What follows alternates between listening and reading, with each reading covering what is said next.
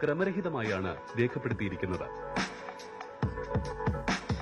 Control switch ഉപയോഗിച്ച് പ്രവർത്തിക്കുമ്പോൾ എല്ലാ വിൻഡോയിലെയും സ്ലോട്ടുകളിലെയും നമ്പറുകളും അക്ഷരങ്ങളും വ്യത്യസ്ത വേഗത്തിൽ കറങ്ങി നിൽക്കുന്നു. ഇപ്രകാരം വിൻഡോയിൽ ലഭിക്കുന്ന നമ്പർ സമ്മാനാർഹമായ നമ്പറായി തിരഞ്ഞെടുക്കപ്പെടുന്നു.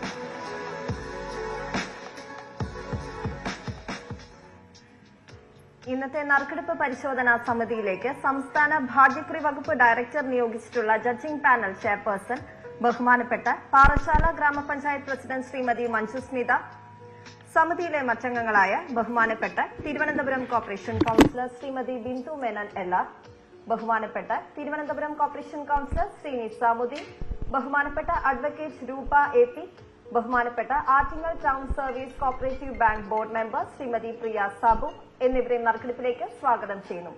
ഭാഗ്യക്കുറി വകുപ്പ് നിയോഗിച്ചിട്ടുള്ള ബഹുമാനപ്പെട്ട ജോയിന്റ് ഡയറക്ടർ ശ്രീ രാജ് കപൂറിന്റെ നേതൃത്വത്തിലാണ് ഇന്നത്തെ വിഷു ബമ്പർ ഭാഗ്യക്കുറി നറുക്കെടുക്കുന്നത്. കൂടാതെ സൂപ്പർവൈസറി ഉദ്യോഗസ്ഥരെയും നറുക്കെടുപ്പിലേക്ക് സ്വാഗതം ചെയ്യുന്നു. നമ്മൾ നറുക്കെടുപ്പിലേക്ക് കടക്കുകയാണ്. അതിനു മുന്നോടിയായി 2 തവണ ട്രയൽ റൺ നടത്തുന്നു.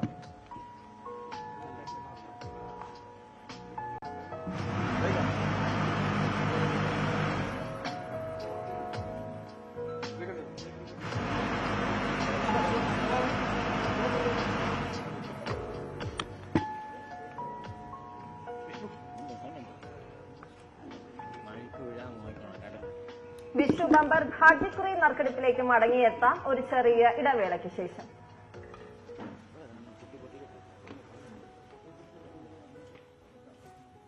കേരളം കാത്തിരിക്കുന്ന വിഷു ബമ്പർ ഭാഗ്യശാലി ആര് എന്ന് ഉടൻ അറിയാം.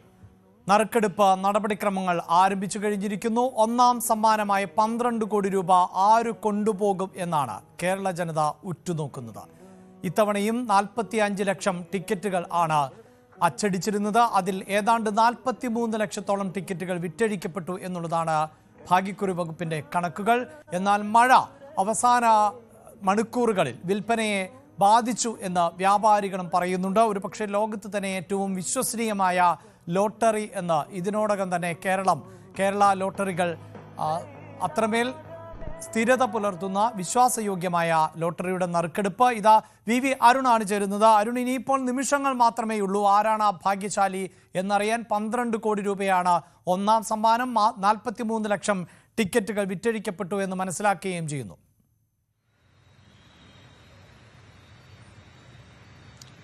ഏതാനും മിനിറ്റുകൾ മാത്രമേ ഉള്ളൂ. ലോട്ടറി നറുക്കെടുപ്പ് അല്പസമയത്തിനകം ആരംഭിക്കും. ഗോർക്കി ഭവനിൽ, തിരുവനന്തപുരത്തെ ഗോർക്കി ഭവനിലാണ് പതിവ് പോലെ ഇത്തവണയും ലോട്ടറി നറുക്കെടുപ്പ്, വിഷു ബമ്പറിന്റെ നറുക്കെടുപ്പ് നടക്കാൻ പോകുന്നു. ലോട്ടറി നറുക്കെടുപ്പ് ആരംഭിക്കുന്നു. അല്പസമയത്തിനകം ആരാണ് ഭാഗ്യവാൻ, 12 കോടിയുടെ ഭാഗ്യം ആർക്കാണ്, 6 കോടി വീതമുള്ള 6 സമ്മാനങ്ങൾ ആർക്കാണെന്ന കാര്യത്തിൽ വ്യക്തതയുണ്ടാകും. നമുക്കറിയാം, ഏറ്റവും അഭിലാഷ് സൂചിപ്പിച്ചതുപോലെ ഏറ്റവും വിശ്വാസ്യതയുള്ള ലോട്ടറിയാണ് കേരളത്തിന്റേത്. കേരള സർക്കാർ ലോട്ടറി ഇപ്പോൾ ഒരുപക്ഷെ സംസ്ഥാനവും കടന്ന് പല മറ്റ് സംസ്ഥാനങ്ങൾ, ഇതര സംസ്ഥാനക്കാർക്കും ഒക്കെ ഏറ്റവും വിശ്വാസ്യതയുള്ള ഒന്നായി മാറിക്കഴിഞ്ഞു. ഇവിടേക്ക് ലോട്ടറി എടുക്കാൻ വേണ്ടി മാത്രം വരുന്ന ആളുകളുണ്ട്. കഴിഞ്ഞ തവണയൊക്കെ നമ്മൾ കണ്ടത് തമ്പാനൂർ റെയിൽവേ സ്റ്റേഷനിൽ ട്രെയിൻ വന്നിറങ്ങി തകരപ്പറമ്പിലും പഴവങ്ങാടിയിലുമൊക്കെ ലോട്ടറി കടകളിലെത്തി ലോട്ടറി എടുത്ത് അടുത്ത ട്രെയിനിൽ തിരിച്ചു പോകുന്ന ഇതര സംസ്ഥാന തൊഴിലാളികൾ, നമ്മളത് സംസ്ഥാനക്കാരെ നമ്മൾ കാണുന്നുണ്ട്. അത് തമിഴ്നാട്ടുകാരും മാത്രമൊന്നുമല്ല, വടക്കേ ഇന്ത്യയിൽ നിന്ന് പോലും നിരവധി ആളുകൾ അതിനുവേണ്ടി വരുന്നവർ, ഇവിടെ വ്യാപാരികൾ, സ്ഥിരമായ അത്തരം ആളുകൾ ഉണ്ടെന്ന് വ്യാപാരികൾ പറയുന്നുണ്ട്. അതുപോലെ വിനോദസഞ്ചാരത്തിന് വരുന്നവരെല്ലാം ലോട്ടറി എടുത്തേ മടങ്ങാറുള്ളൂ തിരുവനന്തപുരത്ത് വന്നാൽ, അല്ലെങ്കിൽ കേരളത്തിൽ വന്നാൽ. ഇത് തിരുവനന്തപുരത്തെ മാത്രം ഒരു കാഴ്ചയല്ല. കേരളത്തിലെ അതിർത്തി ജില്ലകളിൽ പാലക്കാട്, വാളയാറിലുമൊക്കെ ലോട്ടറി എന്ന് പറയുന്നത് മറ്റൊരു വലിയൊരു ബിസിനസ്സായി മാറിക്കഴിഞ്ഞു. അങ്ങനെ കേരള ലോട്ടറി മലയാളികൾക്കും സംസ്ഥാനത്തിന് പുറത്തുള്ളവർക്കും ഒക്കെ വലിയ വിശ്വാസ്യത, വലിയ പ്രതീക്ഷയുള്ള ഒന്നായി മാറിക്കഴിഞ്ഞു. അതിൽ തന്നെ ഏറ്റവും പ്രധാനപ്പെട്ട ബമ്പർ സമ്മാനങ്ങളിലൊന്നാണ് വിഷു ബമ്പർ എന്നത്. വിഷു ബമ്പറിന്റെ ടിക്കറ്റ് വിൽപ്പന വലിയ റെക്കോർഡ് വിൽപ്പനയായിരുന്നു. 45 ലക്ഷത്തോളം ടിക്കറ്റുകൾ അച്ചടിച്ചതിൽ ഏതാണ്ട് എല്ലാം വിറ്റുകഴിഞ്ഞു എന്നാണ് വ്യാപാരികൾ പറയുന്നത്. പാലക്കാട് ജില്ലയാണ് പതിവ് പോലെ ഈ ലോട്ടറി വിൽപ്പനയിൽ ഏറ്റവും മുന്നിലുള്ള ജില്ല. അവിടെയാണ് 9,21,000-ഓളം ടിക്കറ്റുകൾ. ഇത് ഇന്നലെ രാവിലെയുള്ള കണക്കാണ്. കണക്ക് വീണ്ടും മാറിയിട്ടുണ്ടാകാം. തിരുവനന്തപുരത്ത് 5,22,000 ടിക്കറ്റുകൾ വിറ്റിരുന്നു. തൃശൂരിൽ 4,92,000, 5 ലക്ഷത്തോളം ടിക്കറ്റുകൾ അവിടെയും വിറ്റു. 300 രൂപ വരെയുള്ള സമ്മാനങ്ങളാണ് വിഷു ബമ്പറിനുള്ളത്. അതായത് ഈ 12 കോടി 300 രൂപ മുതൽ 12 കോടി വരെയുള്ള സമ്മാനം 6 സീരീസിൽ ഓരോ കോടി രൂപ വീത രണ്ടാം സമ്മാനമായി നൽകുന്നുമുണ്ട്. അത്തരത്തിൽ വലിയ സമ്മാന ഘടനയുള്ള ഒരു ടിക്കറ്റാണ്. വലിയ പ്രതീക്ഷയോടുകൂടി ലോട്ടറി പ്രേമികൾ അല്ലെങ്കിൽ ലോട്ടറി സ്ഥിരമായി എടുക്കുന്ന ആളുകൾ കാത്തിരിക്കുന്നതാണ്. 1ഉം 2ഉം ലോട്ടറി അല്ല, കെട്ടുകണക്കിന് ലോട്ടറി. അരുൺ, ഇതാ ഇവിടെ നറുക്കെടുപ്പ് ആരംഭിക്കുകയാണ്. അരുണിലേക്ക് വരാം. ഇപ്പോൾ നറുക്കെടുപ്പ് ആരംഭിക്കുന്നു. ഓരോ പരമ്പരകളിലും അച്ചടിച്ചിട്ടുള്ളത്. ഇതിൽ 8,50,000 തുടങ്ങുന്ന അച്ചടിക്കാത്ത നമ്പറുകൾ, വിറ്റഴിക്കപ്പെടാത്തവ, യന്ത്രത്തിൽ നമ്പറുകൾ, പരമ്പരകൾ എന്നിവ ശരിയായി കാണുവാൻ സാധിക്കാത്ത പക്ഷം അപ്പോൾ തന്നെ റദ്ദ് ചെയ്ത് നറുക്കെടുപ്പ് ആവർത്തിക്കുന്നതായിരിക്കും. വിഷു ബമ്പർ ഭാഗ്യക്കുറിയുടെ 1ാം സമ്മാനം എല്ലാ പരമ്പരകൾക്കും പൊതുവായി നൽകുന്നു. 1ാം സമ്മാനമായി 12 കോടി രൂപ ലഭിക്കുന്നു. വിഷു ബമ്പർ ഭാഗ്യക്കുറി 45 ലക്ഷം ഭാഗ്യക്കുറി ടിക്കറ്റുകളാണ് വകുപ്പ് അച്ചടിച്ചിട്ടുള്ളത്. ഇതിൽ വിറ്റഴിക്കപ്പെട്ടവ 42,87,350 എണ്ണവും വിറ്റഴിക്കപ്പെടാത്തവ 2,12,650 എണ്ണവുമാണ്. ഏവരും ആകാംക്ഷയോടെ കാത്തിരിക്കുന്ന ഈ വർഷത്തെ വിഷു ബമ്പർ ഭാഗ്യക്കുറിയുടെ 1ാം സമ്മാനത്തിനായുള്ള നറുക്കെടുപ്പിലേക്ക് കടക്കുകയാണ്. 12 കോടി രൂപയാണ് 1ാം സമ്മാന തുക. 1ാം സമ്മാനത്തിനായുള്ള നമ്പർ നറുക്കെടുക്കുവാനായി ബഹുമാനപ്പെട്ട ചെയർപേഴ്സൺ ശ്രീമതി മഞ്ജു സ്മിതയോട് അഭ്യർത്ഥിക്കുന്നു.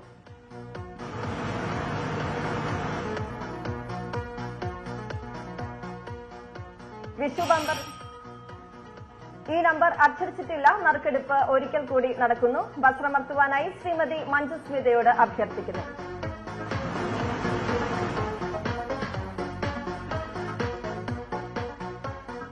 വിഷു ബമ്പർ ഭാഗ്യക്കുറിയുടെ 1ാം സമ്മാനത്തിനായി നറുക്കെടുത്ത നമ്പർ VD 204266.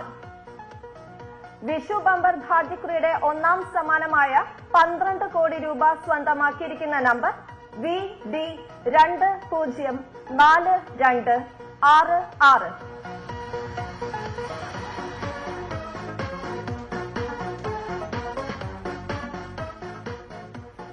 ഇതേ നമ്പറിലെ മറ്റ് 5 പരമ്പരകൾക്കും സമാശ്വാസ സമ്മാനമായി 1 ലക്ഷം രൂപ വീതം ലഭിക്കും. ആകെ 5 ലക്ഷം രൂപയാണ് സമാശ്വാസ സമ്മാന തുക. അടുത്തതായി ഇന്നത്തെ വിഷു ബമ്പർ ഭാഗ്യക്കുറിയുടെ 2ാം സമ്മാനത്തിനായുള്ള നറുക്കെടുപ്പിലേക്ക് കടക്കുകയാണ്. 1 കോടി രൂപയാണ് 2ാം സമ്മാന തുക. 2ാം സമ്മാനമായ 1 കോടി രൂപ 6 പരമ്പരകൾക്കാണ് നൽകുന്നത്. ആകെ 6 കോടി രൂപയാണ് 2ാം സമ്മാന തുക. ആദ്യമായി VA പരമ്പര നറുക്കെടുക്കുന്നു. വസ്ത്രമർത്തുവാനായി ശ്രീമതി ബിന്ദു മേനൻ LRനോട് അഭ്യർത്ഥിക്കുന്നു.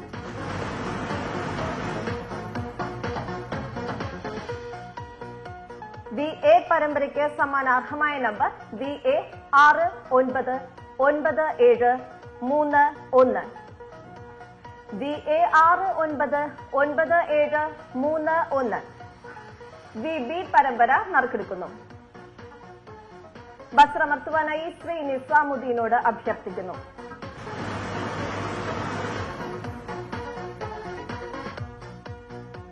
VB പരമ്പരയ്ക്ക് സമ്മാനാർഹമായ നമ്പർ VB 207068. VB 207068. VC പരമ്പര നറുക്കെടുക്കുന്നു. വസ്ത്രമർത്തുവാനായി അഡ്വക്കേറ്റ് രൂപ AP അഭ്യർത്ഥിക്കുന്നു.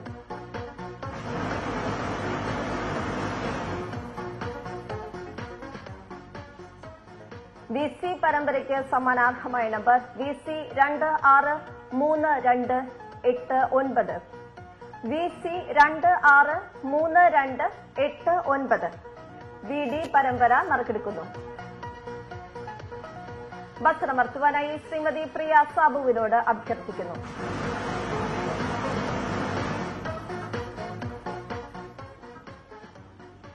VD പരമ്പരയ്ക്ക് സമ്മാനാർഹമായ നമ്പർ VD 277650. VD 277650. VE പരമ്പര നറുക്കെടുക്കുന്നു. വസ്ത്രമർത്തുവാനായി അഡ്വക്കേറ്റ് രൂപ AP അഭ്യർത്ഥിക്കുന്നു.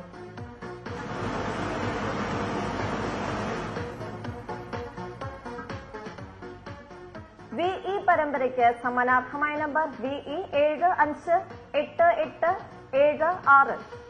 VE 758876. VG പരമ്പര നറുക്കെടുക്കുന്നു. വസ്ത്രമർത്തുവാനായി ശ്രീ നിസാമുദ്ദീനോട് അഭ്യർത്ഥിക്കുന്നു.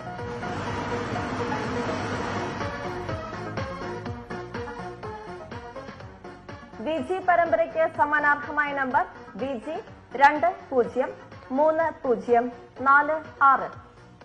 VG 203046.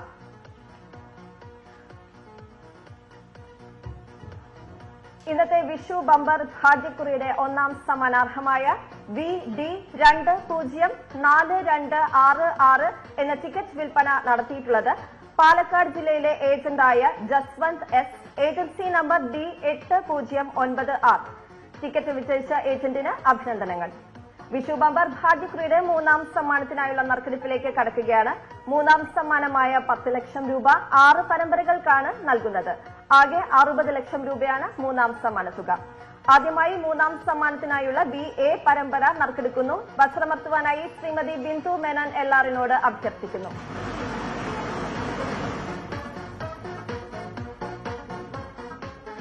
BA പരമ്പരയ്ക്ക് സമാനാർഹമായ നമ്പർ BA 223942. BA 223942. VB പരമ്പര നറുക്കെടുക്കുന്നു. വസ്ത്രമർത്തുവാനായി ശ്രീമതി മഞ്ജു സ്മിതയോട് അഭ്യർത്ഥിക്കുന്നു.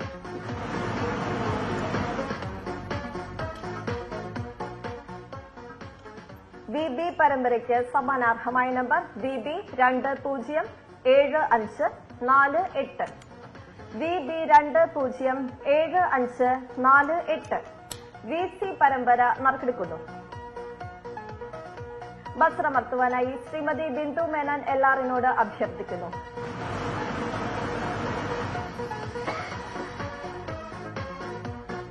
VC പരമ്പരയ്ക്ക് സമാനാർഹമായ നമ്പർ VC 518987. VC 518987. VD പരമ്പര നറുക്കെടുക്കുന്നു. വസ്ത്രമർത്തുവാനായി ശ്രീ നിസാമുദ്ദീനോട് അഭ്യർത്ഥിക്കുന്നു.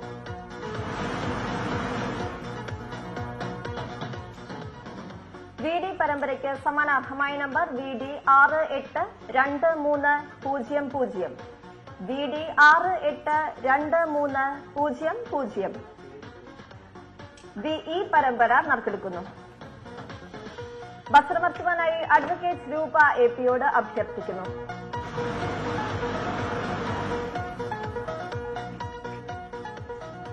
VE പരമ്പരയ്ക്ക് സമാനാർഹമായ നമ്പർ VE 825451. VE 825451. VG പരമ്പര നറുക്കെടുക്കുന്നു. വസ്ത്രമർത്തുവാനായി ശ്രീമതി പ്രിയ സാബുവിനോട് അഭ്യർത്ഥിക്കുന്നു.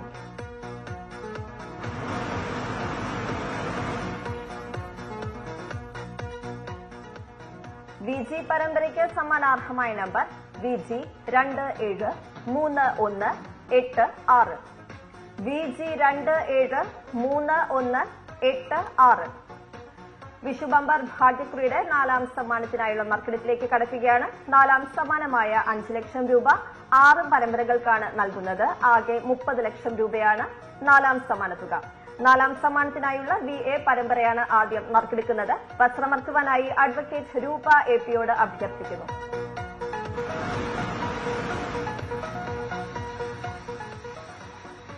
VA പരമ്പരയ്ക്ക് സമാനാർഹമായ നമ്പർ VA 178873. VA 178873. VB പരമ്പര നറുക്കെടുക്കുന്നു. വസ്ത്രമർത്തുവാനായി ശ്രീ നിസാമുദ്ദീനോട് അഭ്യർത്ഥിക്കുന്നു.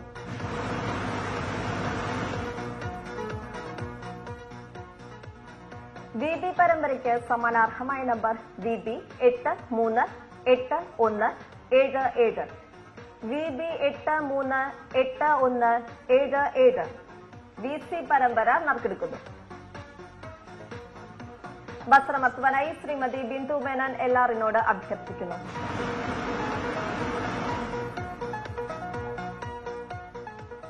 VC പരമ്പരയ്ക്ക് സമാനാർഹമായ നമ്പർ VC 595067. VC 595067. VD പരമ്പര നറുക്കെടുക്കുന്നു. വസ്ത്രമർത്തുവാനായി ശ്രീമതി മഞ്ജു സ്മിതയോട് അഭ്യർത്ഥിക്കുന്നു.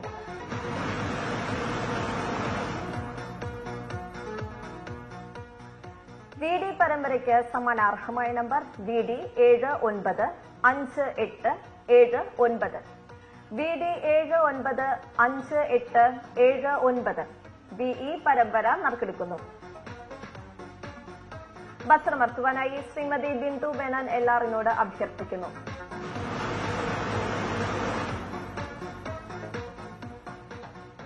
VE പരമ്പരയ്ക്ക് സമ്മാനാർഹമായ നമ്പർ VE 395927. VE 395927. VG പരമ്പര നറുക്കെടുക്കുന്നു. വസ്ത്രമർത്തുവാനായി ശ്രീ നിസാമുദ്ദീനോട് അഭ്യർത്ഥിക്കുന്നു.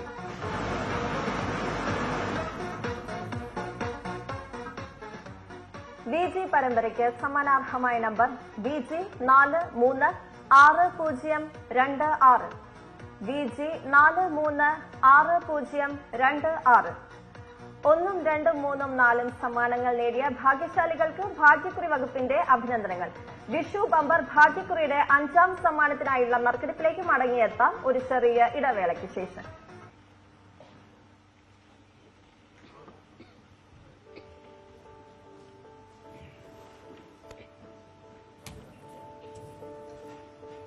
വിഷു ബമ്പർ ലോട്ടറിയുടെ നറുക്കെടുപ്പ് ഫലം പുറത്തു വന്നുകൊണ്ടിരിക്കുന്നു. 1ാം സമ്മാനം VD 204266 എന്ന ടിക്കറ്റിനാണ്. പാലക്കാട് വിറ്റ ടിക്കറ്റിനാണ് ഇത്തവണ 1ാം സമ്മാനം ലഭിച്ചിട്ടുള്ളത്. ജസ്വന്ത് എസ് എന്ന ഏജന്റ് വിറ്റ ടിക്കറ്റിന് 1ാം സമ്മാനം ലഭിക്കുന്നു. 2ാം സമ്മാനം 6 പേർക്കാണ്. 1 കോടി രൂപ വീതം ആണ് 2ാം സമ്മാനം ലഭിച്ചിട്ടുള്ളത്. വിഷു ബമ്പറിന്റെ നറുക്കെടുപ്പ് ആണ് ഇപ്പോൾ പുരോഗമിച്ചുകൊണ്ടിരിക്കുന്നത്. 1ാം സമ്മാനം VD 204266 എന്ന ടിക്കറ്റിന് ലഭിക്കുന്നു. ജസ്വന്ത് എസ് എന്ന ഏജന്റ് വിറ്റ ടിക്കറ്റിനാണ്. ഇത്തവണയും പാലക്കാട് ആണ് 1ാം സമ്മാനത്തിന് അർഹമായിട്ടുള്ള ടിക്കറ്റ് വിറ്റഴിക്കപ്പെട്ടിട്ടുള്ളത്. നേരത്തെ VV അരുൺ സൂചിപ്പിച്ചതുപോലെ ഈ അതിർത്തി പ്രദേശങ്ങളിൽ നിന്നടക്കം ഇതര സംസ്ഥാനക്കാരൊക്കെ നിരവധി ടിക്കറ്റുകൾ വാങ്ങുന്ന സാഹചര്യം കൂടിയുണ്ട്. അതുകൊണ്ട് തന്നെ സമ്മാനാർഹനായിട്ടുള്ള വ്യക്തി അത് കേരളത്തിനകത്തുള്ളതാണോ പുറത്തുള്ളതാണോ എന്നൊന്നും ഇപ്പോൾ നമുക്ക് അറിയാൻ സാധിക്കില്ല. അരുൺ ചേരുന്നുണ്ട്. അരുൺ, എന്തായാലും നറുക്കെടുപ്പ് പുരോഗമിച്ചുകൊണ്ടിരിക്കുന്നു. 1ാം സമ്മാനം ഇത്തവണയും പാലക്കാട്ടേക്കാണ് പോയിട്ടുള്ളത്. തീർച്ചയായിട്ടും 12 കോടിയുടെ ഭാഗ്യം പാലക്കാട്ടേക്ക് പോയിരിക്കുന്നു. അത് പൂർണ്ണമായും പാലക്കാട് ജില്ലയിലുള്ള ആർക്കെങ്കിലുമാണെന്ന് ഉറപ്പിക്കാനാകില്ല. നേരത്തെ ഈ ജില്ലകൾ മാറിയുള്ള സീരീസ് ഇവിടെ മറ്റു സ്ഥലങ്ങളിലേക്ക് വിൽപ്പന നടത്താറുണ്ട്. ഒരുപക്ഷെ പാലക്കാട് ജില്ലയിൽ തന്നെയുള്ള ആർക്കെങ്കിലും ആകാം, അല്ലെങ്കിൽ ഇതര ഞാൻ സൂചിപ്പിച്ച പോലെ അതിർത്തി ജില്ലയാണ്. വാളയാറിലൊക്കെ അതിർത്തിയിൽ നിരവധി ആളുകൾ ലോട്ടറി എടുക്കാൻ വരാറുള്ളതാണ്. അങ്ങനെ ആ രീതിയിൽ ആർക്കെങ്കിലും കിട്ടിയതാകാം, അല്ലെങ്കിൽ ഒരുപക്ഷെ മറ്റു ജില്ലകളിലേക്കും ടിക്കറ്റ് പോയതാകാം. ഏതായാലും പാലക്കാട്ട് ജസ്വന്ത് എന്ന ഏജന്റ് വിറ്റ ടിക്കറ്റിനാണ് 1ാം സമ്മാനമെന്ന് ഉറപ്പായിരിക്കുന്നു. VD 204266. ഇതാണ് ഈ 12 കോടിയുടെ ഭാഗ്യം എത്തിയ നമ്പർ. VD 204266 എന്ന ഭാഗ്യം കിട്ടിയ നമ്പർ ഇതാണ്. അത് പാലക്കാട് ജില്ലയിൽ വിറ്റ ടിക്കറ്റാണ്.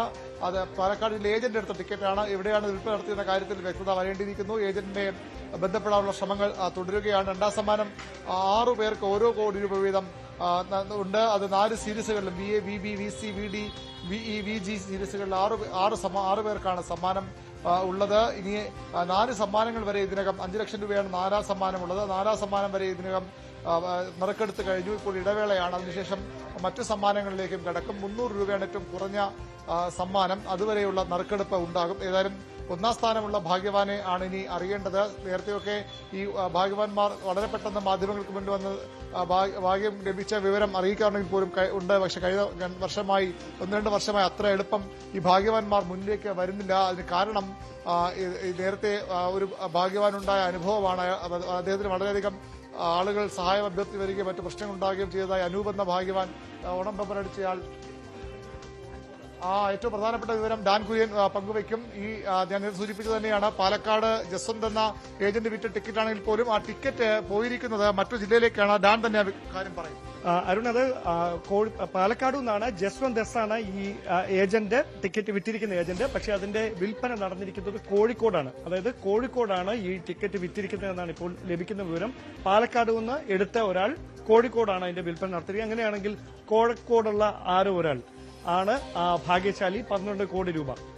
തീർച്ചയായും അത് തന്നെയാണ് അഭിലാഷ് നേരത്തെ സൂചിപ്പിച്ച പോലെ. പാലക്കാട് വിറ്റ ടിക്കറ്റ് ആണെങ്കിൽ, പാലക്കാടുള്ള ഏജന്റ് ടിക്കറ്റ് ആണെങ്കിൽ പോലും ആ ഭാഗ്യം അവിടെ തന്നെ നിൽക്കണമെന്നില്ല. ജില്ലകൾ കടന്നു പോകാം, സംസ്ഥാനം കടന്നു പോകാം. എപ്പോഴായാലും ജില്ലകൾ കടന്ന് ഭാഗ്യം കോഴിക്കോട് എത്തിയിരിക്കുന്നു. കോഴിക്കോട്ടുള്ള ആർക്കോ ആണ് ഭാഗ്യം ലഭിച്ചതെന്ന് നമുക്ക് ഇപ്പോൾ ഏറെക്കുറെ ഉറപ്പിക്കാം. അതായത് പാലക്കാടുള്ള ഏജന്റ് എടുത്ത ടിക്കറ്റാണ്. പക്ഷേ ആ ഏജന്റിൽ നിന്ന് വിതരണക്കാരൻ അത് കോഴിക്കോടാണ് വിറ്റിട്ടുള്ളത് എന്നാണ് ഇപ്പോൾ ഡാൻ പങ്കുവെക്കുന്ന വിവരം. അങ്ങനെയെങ്കിൽ കോഴിക്കോട് വിറ്റിട്ടുള്ള ടിക്കറ്റിന്, പാലക്കാടുള്ള ഏജന്റ് വഴി കോഴിക്കോട് വിൽപ്പന നടത്തിയിട്ടുള്ള ടിക്കറ്റിന് എന്ന് നമുക്ക് തിരുത്തി പറയേണ്ടതായി വരുന്നു. അപ്പോൾ പാലക്കാടായിരിക്കില്ല ഈ ടിക്കറ്റ് വിൽപ്പന നടത്തിയിട്ടുള്ളത്, കോഴിക്കോടാണ്. കോഴിക്കോട് നിന്ന് ഈ നമ്പറിൽ എടുത്തിട്ടുള്ള വ്യക്തി അത് ആര് എന്നാണ് അറിയേണ്ടത്. ഈ സൂചിപ്പിക്കുന്ന പോലെ വി അരുൺ സൂചിപ്പിച്ചതുപോലെ നേരത്തെ തിരുവനന്തപുരം സ്വദേശിയായ അനൂപിന് ഒന്നാം സമ്മാനം, ഓണം ബമ്പറിന്റെ ഒന്നാം സമ്മാനം ലഭിച്ചതിന് ശേഷം വലിയ പ്രതിസന്ധി നേരിട്ടു എന്ന് മനസ്സിലാക്കിയിരുന്നതാണ്. പ്രത്യേകിച്ച് മാധ്യമങ്ങളിലൊക്കെ വാർത്ത വന്നതിന് ശേഷം ഇപ്പോൾ പലപ്പോഴും ഒന്നാം സമ്മാനം ലഭിക്കുന്ന വ്യക്തികൾ അവർ അല്ലെങ്കിൽ കൂട്ടം ചേർന്നൊക്കെയാണ് ഇപ്പോൾ ടിക്കറ്റുകൾ പലരും എടുക്കാറുള്ളത്. അവരൊക്കെ അവരുടെ പേര് വിവരങ്ങളൊന്നും പുറത്തുവിടാറില്ല എന്നുള്ളതാണ്. പലപ്പോഴും വളരെ ഏജന്റിനെ സമീപിച്ച് ബാങ്കിൽ എത്തിച്ച് ടിക്കറ്റ് നൽകി രഹസ്യ സ്വഭാവത്തോടു കൂടിയാണ് തുക കൈപ്പറ്റുക എന്നുള്ളതാണ്. എന്തായാലും ഏറ്റവും പുതിയ വിവരമായി പ്രേക്ഷകരോട് പങ്കുവയ്ക്കാനുള്ളത്, പാലക്കാട് വഴി കോഴിക്കോട് വിറ്റിട്ടുള്ള ടിക്കറ്റ്, പാലക്കാടിന് ഉള്ള ജസന്ത് എന്ന ഏജന്റ് വഴി കോഴിക്കോട് വിറ്റിട്ടുള്ള ടിക്കറ്റിന് ആണ് ഇപ്പോൾ ഒന്നാം സമ്മാനം ലഭിച്ചിട്ടുള്ളത്. 12 കോടി രൂപയാണ് ഒന്നാം സമ്മാനം. 12 കോടി രൂപ ലഭിച്ചിട്ടുള്ള നമ്പർ VD 204266 എന്ന നമ്പറിൽ ആണ്. അതായത് 42 ലക്ഷത്തിലധികം ടിക്കറ്റുകൾ വിറ്റുപോയ വിഷു ബമ്പറിലെ ഭാഗ്യവാൻ എന്നത് VD 204266 എന്ന ടിക്കറ്റിന് ആണ് എന്നുള്ളതാണ്. ഇപ്പോൾ നറുക്കെടുപ്പ് തുടരുകയാണ്. അരുൺ, ഇപ്പോൾ പ്രധാനപ്പെട്ട സമ്മാനങ്ങളുടെ നറുക്കെടുപ്പാണല്ലോ പൂർത്തിയായിട്ടുള്ളത്. വീണ്ടും മറ്റ് നമ്പറുകൾ ഉടൻ തന്നെ അറിയാൻ സാധിക്കില്ലേ? തീർച്ചയായിട്ടും 4ാം സമ്മാനം വരെയുള്ള ഈ 6 സീരീസുകളിലും 4ാം സമ്മാനം വരെയുള്ള നറുക്കെടുപ്പാണ് ഇപ്പോൾ പൂർത്തിയായത്. ഇനി മറ്റ് സമ്മാനങ്ങൾ, താഴേക്കുള്ള സമ്മാനങ്ങളുണ്ട്. 300 രൂപയുടെ സമ്മാനം സൂചിപ്പിച്ച പോലെ ആ സമ്മാനഘടന അങ്ങനെയാണ്. താഴേക്കുള്ള സമ്മാനങ്ങൾ ഇപ്പോൾ 5 ലക്ഷം രൂപ വരെയുള്ള സമ്മാനമാണ് നറുക്കെടുത്തത്. അതും പൂർത്തിയായി. ഇടവേളയ്ക്ക് ശേഷം ഇപ്പോൾ അടുത്ത നറുക്കെടുപ്പിലേക്ക് കടക്കും. ഏതായാലും ഏറ്റവും ആകാംക്ഷ ഉണ്ടാക്കുന്നത്, ഏറ്റവും ആളുകൾ കാണാനും കേൾക്കാനും ആഗ്രഹിക്കുന്നത് ഈ 12 കോടിയുടെ ഭാഗ്യവാൻ ആര് എന്നുള്ളതാണ്. കോഴിക്കോട് കൊടുത്ത ടിക്കറ്റാണ്. വീണ്ടും ഞാൻ പറയാം, കോഴിക്കോട് തന്നെ ഇത് കിട്ടണമെന്നില്ല. അവിടെ നിന്ന് വീണ്ടും ഒരു സബ് ഏജന്റ് മറ്റൊരു ജില്ലകളിലേക്ക് ടിക്കറ്റ് വിൽക്കുകയോ അല്ലെങ്കിൽ അവിടെ നിന്ന് വന്ന വേറെ ജില്ലയിൽ നിന്ന് ആൾ എടുത്തുകൊണ്ട് പോവുകയോ ചെയ്താൽ വീണ്ടും അതിലൊരു അനിശ്ചിതത്വം ഉണ്ടാകും. ആരും അറിയാൻ അനിശ്ചിതത്വം ഉണ്ടാകും. ഏതായാലും ഈ ജസ്വന്ത് എസ് എന്ന ആൾക്ക് ഈ ഏജന്റിനെ ഏകദേശം ഒരു ഐഡിയ കാണും. ഈ സീരീസ് ടിക്കറ്റ് എവിടെയൊക്കെയാണ് കൊടുത്തത് എന്ന കാര്യത്തിൽ. ഇപ്പോൾ കോഴിക്കോടാണ് വിറ്റതെന്ന് അദ്ദേഹം പറയുന്നു. ഏതായാലും അത്തരം കൃത്യമായ ആര് എന്ന കാര്യത്തിൽ ഭാഗ്യവാൻ 12 കോടിയുടെ ഭാഗ്യം കിട്ടിയ ആൾ ആരെന്ന കാര്യമാണ് ഇനി അറിയേണ്ടത്. മറ്റു സമ്മാനങ്ങൾ ഓരോ കോടി രൂപ കിട്ടിയ ആളുകളുണ്ട്. അത് 12 കോടി അപേക്ഷിച്ച് നോക്കുമ്പോൾ തുലവും ചെറിയ തുകയെന്ന് പറയാമെങ്കിൽ പോലും അതും ചിലപ്പോൾ പല ജീവിതങ്ങളും രക്ഷപ്പെടുത്തിയേക്കാം. പക്ഷേ ഈ ഭാഗ്യവാന്മാരൊന്നും അത്ര പെട്ടെന്ന് പുറത്തു വരുന്നില്ല കഴിഞ്ഞ കുറച്ചു നാളുകളായി. ഇതിന് കാരണം നേരത്തെ സൂചിപ്പിച്ചതാണ്. ഭാഗ്യവാന്മാർക്ക് ചുറ്റും ആളുകൾ കൂടുന്നു. അവരെ വഴിതെറ്റിക്കാൻ, അവരുടെ പണം തട്ടിയെടുക്കാൻ ശ്രമം നടക്കുന്ന ഭയമുണ്ട്. സർക്കാർ ലോട്ടറി വകുപ്പ് അതിന് മരുന്ന് കണ്ടെത്തിയിട്ടുണ്ട്. ഈ ലോട്ടറി അടിക്കുന്നവർക്കെല്ലാം ഈ പണം നൽകുന്നതിന് മുമ്പ് കൃത്യമായ ഒരു ട്രെയിനിങ് പ്രോഗ്രാം നൽകാറുണ്ട്. പരിശീലന പരിപാടി സർക്കാർ സംഘടിപ്പിക്കാറുണ്ട്. പണം എങ്ങനെ ചെലവഴിക്കണം, എങ്ങനെ അത് പ്രായോഗികമായി കൃത്യമായി എങ്ങനെ ഉപയോഗിക്കാം, എങ്ങനെ ലോട്ടറി അടിച്ചവർ പലരും പിന്നീട് നിരാശരായി മാറുന്ന കാഴ്ച നമ്മൾ കണ്ടിട്ടുണ്ട്. അതിലേക്ക് പോകാതിരിക്കാനുള്ള കൃത്യമായ ഓറിയന്റേഷൻ പ്രോഗ്രാം സംസ്ഥാന ലോട്ടറി വകുപ്പ് തന്നെ നടത്തുന്നുണ്ട്. ഏതായാലും ഈ ഭാഗ്യവാന്മാർ ഒരുപക്ഷെ രഹസ്യമായി തന്നെ ഇരുന്ന് ഇത് ബാങ്കിൽ ഏൽപ്പിക്കുകയോ ലോട്ടറി വകുപ്പിനെ ഏൽപ്പിക്കുകയോ ചെയ്യാം. അല്ലെങ്കിൽ ഒരുപക്ഷെ മാധ്യമങ്ങളിലൂടെ തുറന്നു പറയാൻ തയ്യാറാകാം. ഏതായാലും 12 കോടിയുടെ ഭാഗ്യവാൻ ആരെന്ന് അധികം വൈകാതെ അറിയാൻ കഴിയുമെന്ന് പ്രതീക്ഷിക്കുന്നു. മറ്റു ഭാഗ്യവാന്മാരും ഉണ്ട്. 6 7 കോടീശ്വരന്മാരെയാണ് സാധാരണഗതിയിൽ ഈ വിഷു ബമ്പർ സൃഷ്ടിക്കേണ്ടത്. 12 കോടി, പിന്നീട് ഓരോ കോടി രൂപ വീതം കിട്ടുന്ന 6 സീരീസിലുള്ള ലോട്ടറി എടുത്തവരും, അങ്ങനെ 7 കോടീശ്വരന്മാരെയാണ് ഒരു ദിവസം കൊണ്ട് സംസ്ഥാന ലോട്ടറി വകുപ്പ് സൃഷ്ടിക്കുന്നത്. എത്ര പേർക്ക് ഈ കോടീശ്വരന്മാരായും അല്ലെങ്കിൽ പിന്നീട് ലക്ഷപ്രഭുക്കളായും ഒക്കെ നിൽക്കാൻ പറ്റും? എത്ര പേർ ആ കിട്ടുന്ന പണം കൂടുതൽ വലിയ തുകകളിലേക്ക് മാറ്റും? എത്ര പേർക്ക് ജീവിതം വേറെ രീതിയിൽ കൊണ്ടുപോകാൻ കഴിയാതെ പോകുമെന്ന കാര്യമൊക്കെ അറിയണം. ഏതായാലും ലോട്ടറി ടിക്കറ്റുകളും അല്ലാത്തൊരു മമത കേരളത്തിലുണ്ട്. കേരളത്തിന്റെ വരുമാന മാർഗം എന്നതിനപ്പുറത്തേക്ക് നിരവധി സാധാരണക്കാരായ ആളുകളുടെ കൂടി വരുമാന മാർഗമാണ് ലോട്ടറി വിൽപ്പന. ഈ ലോട്ടറി നിരന്തരം എടുത്ത് ഭാഗ്യം പരീക്ഷിക്കുന്ന ആളുകളും ഒരുപാട് പേരുണ്ട്. അത് അവിടെ സൂചിപ്പിച്ച പോലെ കൂട്ടമായി എടുക്കുന്നവരുണ്ട്, ഒറ്റയ്ക്ക് ബൾക്കായി ടിക്കറ്റ് കെട്ടുകണക്കിന് ടിക്കറ്റ് എടുക്കുന്ന ആളുകളുണ്ട്. അങ്ങനെ ഒരുപാട് ആളുകൾ ഭാഗ്യം പരീക്ഷിക്കുമ്പോഴാണ് ഈ 6-7 കോടീശ്വരന്മാർ ഒരു ദിവസം ഉണ്ടാകുന്നത്. അവർ ആരൊക്കെ എന്നത് അധികം വൈകാതെ അറിയാൻ കഴിയുമെന്ന് തന്നെ പ്രതീക്ഷിക്കാം. അഭിലാഷ്. യെസ്, അതാണ് ഒന്നാം സമ്മാനം. ഇപ്പോൾ ആര് എന്നത് ആണ് അറിയേണ്ടത്. VD 204266 എന്ന ടിക്കറ്റിനാണ് വിഷു ബമ്പറിന്റെ ഒന്നാം സമ്മാനം എന്നത് വ്യക്തമാകുന്നുണ്ട്. ഈ ടിക്കറ്റ് കോഴിക്കോടാണ് വിറ്റത് എന്നുള്ളതാണ് അറിയാൻ സാധിക്കുന്നത്. ജസ്വന്ത് എസ് എന്ന ഏജന്റ് വഴി, ഏജന്റ് പാലക്കാടുള്ളതാണ്. പാലക്കാട് നിന്ന് പിന്നീട് ചില്ലറ വിൽപ്പന എന്ന നിലയിൽ കോഴിക്കോടാണ് ഈ ടിക്കറ്റ് വിറ്റിട്ടുള്ളത് എന്നതാണ് അറിയാൻ സാധിക്കുന്നത്. ഇതോടൊപ്പം തന്നെ രണ്ടാം സമ്മാനം 1 കോടി രൂപ വീതം 6 പേർക്കാണ് രണ്ടാം സമ്മാനം ലഭിക്കുന്നത്. നറുക്കെടുപ്പ് ഇപ്പോഴും പുരോഗമിച്ചുകൊണ്ടിരിക്കുന്നു. നിരവധി ഭാഗ്യശാലികളെ സൃഷ്ടിക്കുന്ന കേരള ലോട്ടറിയുടെ ഏറ്റവും പ്രധാനപ്പെട്ട മറ്റൊരു നറുക്കെടുപ്പ് കൂടിയാണ്, ബമ്പർ നറുക്കെടുപ്പ് കൂടിയാണ് ഇപ്പോൾ നടന്നുകൊണ്ടിരിക്കുന്നത്. വിഷു ബമ്പർ 12 കോടി രൂപയാണ് ഒന്നാം സമ്മാനമായി ലഭിക്കുന്നത്. നികുതി കിഴിച്ച ശേഷവും കോടിക്കണക്കിന് രൂപ, ഏതാണ്ട് 6 കോടിയിലധികം രൂപ ഈ സമ്മാന ജേതാവിന് ലഭിക്കുന്നു എന്നുള്ളതാണ്. ഇപ്പോൾ KC വേണുഗോപാൽ മാധ്യമങ്ങളെ കാണുകയാണ്. നിലമ്പൂർ ഉപതെരഞ്ഞെടുപ്പിന് കൂടി പശ്ചാത്തലത്തിലിരിക്കുകയായിരുന്നു. പാർട്ടിയുടെ ഏറ്റവും പ്രധാനപ്പെട്ട നമ്മുടെ വിരമിച്ച സൈനിക പ്രവർത്തകരൊക്കെ ആയിട്ടുള്ളൊരു മീറ്റിംഗ് ആയിരുന്നു. ജയ്ഹിന്ദ് സഖാവ് രാജ്യമൊട്ടാകെ നടത്തുന്ന സഭയുടെ ഭാഗമായിട്ട് ബാംഗ്ലൂരിലെ പരിപാടിയിൽ ഇരിക്കുകയായിരുന്നു. അത് കഴിഞ്ഞ ഉടനെ ഞാൻ ഈ പ്രോഗ്രാമിന് വരുന്നതുകൊണ്ട് ഫ്ലൈറ്റിൽ കയറി. എന്താണ് വിശദമായി നടന്നതെന്ന് എനിക്കറിയില്ല.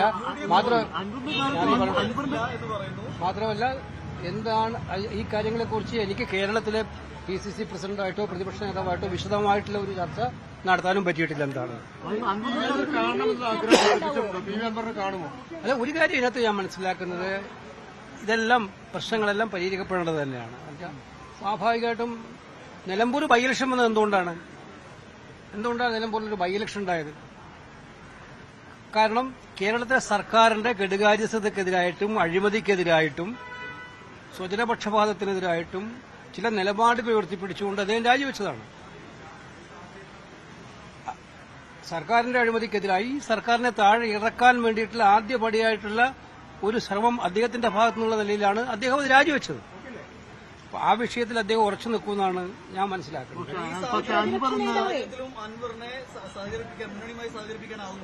അല്ല, ഞാനൊരു കാര്യം പറയാൻ ആഗ്രഹിക്കുന്നത്, അത്തരം വിശദമായ കാര്യങ്ങൾ ഇവിടുത്തെ നേതാക്കന്മാരുമായി ഡിസ്കസ് ചെയ്തിട്ട് മാത്രമേ എനിക്ക് പറയാൻ പറ്റുള്ളൂ. കാരണം ഞാനത് പ്രാദേശികമായിട്ട് ഇത്തരം കാര്യങ്ങൾ ചെയ്യുന്ന ഇവിടുത്തെ നേതാക്കന്മാരുണ്ട്, ഇവിടുത്തെ UDF ലീഡർഷിപ്പ് ഉണ്ട്. അവരെല്ലാം പ്രഗത്ഭരായിട്ടുള്ള ആളുകളാണ്, അവരൊക്കെ കൊള്ളാവുന്നവരാണ്, ഇത്തരം കാര്യങ്ങൾ നന്നായിട്ട് കൊണ്ടുനടക്കാൻ പറ്റുന്നവരാണ്. അപ്പോൾ അവരോടൊക്കെ സംസാരിച്ചിട്ട് പ്രശ്നം പരിഹരിക്കും.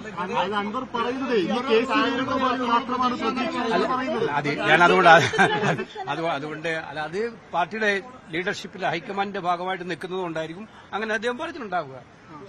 ഞാൻ പറഞ്ഞല്ലോ, അദ്ദേഹത്തിന്റെ ഒരു സെന്റിമെന്റ്സ് എന്ന് പറയുന്നത്, അദ്ദേഹം രാജിവെച്ചിട്ടാണ് അവിടെ ബൈ ഇലക്ഷൻ ഉണ്ടായെന്നുള്ള കാര്യത്തെ, ആ സെന്റിമെന്റ്സിനെ മാനിക്കണമെന്ന് തന്നെയാണ് UDFന്റെയും കോൺഗ്രസിന്റെയും ഒക്കെ പൊതുവായിട്ടുള്ള വികാരം. അദ്ദേഹത്തെ ഒറ്റപ്പെടുത്തുന്ന ചിന്താഗതിയൊന്നും ആർക്കും ഇല്ല, അങ്ങനെയൊന്നും ആർക്കും ഇല്ല, UDFിൽ ആർക്കും ഇല്ല. എന്താണോ കമ്മ്യൂണിക്കേഷൻ ഗ്യാപ്പ് ഉണ്ടാകുന്നതൊക്കെ എനിക്ക് സംസാരിച്ചാലേ മനസ്സിലാവുള്ളൂ. അദ്ദേഹത്തെ ഒഴിവാക്കണം, അദ്ദേഹത്തെ ഒറ്റപ്പെടുത്തണം, അദ്ദേഹത്തെ ഐസൊലേറ്റ് ചെയ്യണം, അദ്ദേഹത്തെ മാറ്റി നിർത്തും. പക്ഷെ അദ്ദേഹം ഉയർത്തിയൊരു പോരാട്ടം ഉണ്ടല്ലോ, അദ്ദേഹം പറഞ്ഞൊരു കാര്യങ്ങളുണ്ടല്ലോ, അതിനു വേണ്ടിയിട്ടാണല്ലോ ഞങ്ങളെല്ലാം മുന്നിലേ നിൽക്കുന്നത്. ഞങ്ങളാണല്ലോ ഏറ്റവും ശക്തമായിട്ട് അത് പറഞ്ഞുകൊണ്ടിരിക്കുന്നത്. ഈ സർക്കാർ ഏറ്റവും വലിയ ജനവിരുദ്ധ സർക്കാരാണ്. ഈ സർക്കാർ ജനങ്ങളെ വെറുപ്പിച്ച സർക്കാരാണ്. ഈ സർക്കാരിന്റെ അവസാനം തുടങ്ങുന്നത് നിലമ്പൂരിന്റെ ബൈ ഇലക്ഷൻ റിസൾട്ടോട് കൂടി ആയിരിക്കും എന്ന് പറഞ്ഞിട്ട് ഞങ്ങൾ തുടങ്ങുകയാണ്. അതിൽ അദ്ദേഹത്തിന് യോജിപ്പുണ്ടാവുമോ?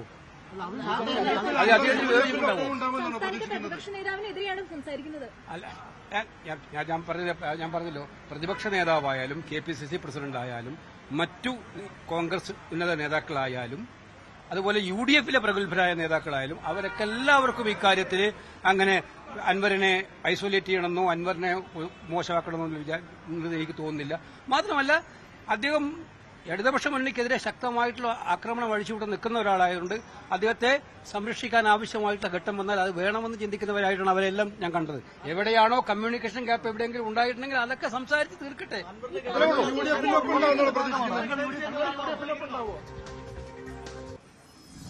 ഇപ്പോൾ KC വേണുഗോപാലാണ്, പ്രത്യേകിച്ച് നിലമ്പൂർ ഇലക്ഷന്റെ പശ്ചാത്തലത്തിൽ കൂടിയാണ് ഈ പ്രതികരണം. അതായത് PV അൻവർ വിഷയം കൈകാര്യം ചെയ്തതിൽ ലീഗിന് അതൃപ്തിയുണ്ട് എന്ന റിപ്പോർട്ടുകളും വിവരങ്ങളും പുറത്തു വരുമ്പോൾ ആണ് KC വേണുഗോപാലിനോട് മാധ്യമപ്രവർത്തകർ വിവരങ്ങൾ ആരാഞ്ഞത്. എന്നാൽ ഇതുമായി ബന്ധപ്പെട്ട് കൂടുതൽ പ്രതികരിക്കാൻ KC വേണുഗോപാൽ തയ്യാറാകുന്നില്ല. കാരണം അദ്ദേഹം ഇപ്പോൾ പറയുന്നത് പാർട്ടി നേതൃത്വവുമായി സംസാരിക്കാൻ, സംസ്ഥാന നേതൃത്വവുമായി സംസാരിക്കാൻ സാധിച്ചിട്ടില്ല എന്നുള്ളതാണ്. പക്ഷേ എന്തായാലും അൻവറുമായുള്ള വിഷയങ്ങളെല്ലാം പരിഹരിക്കപ്പെടും എന്ന് തന്നെയാണ് പറയുന്നത്. അൻവറിനെ ഒറ്റപ്പെടുത്താൻ ആരും ആഗ്രഹിക്കുന്നില്ല. സംസ്ഥാന നേതാക്കളുമായി വിഷയം ചർച്ച ചെയ്യും എന്നുകൂടിയാണ് ഇപ്പോൾ KC വേണുഗോപാൽ പറഞ്ഞത്.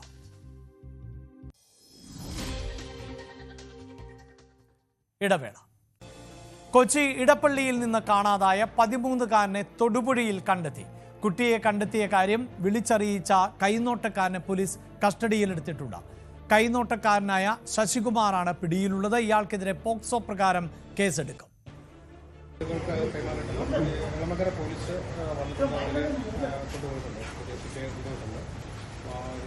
നമുക്ക് കിട്ടിയ ഇൻഫർമേഷൻ, എളമക്കര പോലീസ് രജിസ്റ്റർ ചെയ്ത ഒരു 14 വയസ്സുള്ള കുട്ടി മിസ്സിംഗ് ആയതിലേക്ക് ഒരു ഇൻഫർമേഷൻ ഉണ്ടായിരുന്നു.